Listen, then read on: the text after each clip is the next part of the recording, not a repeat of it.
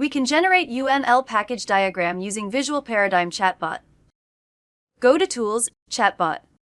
Let's try to generate a package diagram for the onboard flight management system.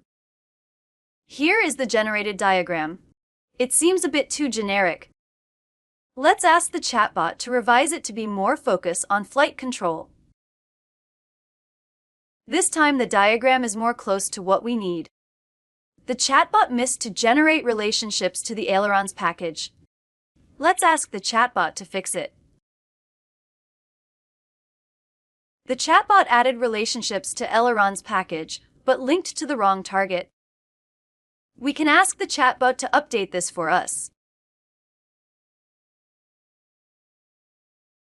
Next, we ask the chatbot to add speed brake and flaps to the actuators package. The Compare with Previous button can let you compare the current diagram with the previous version. We can persist this diagram by import it into your current Visual Paradigm project.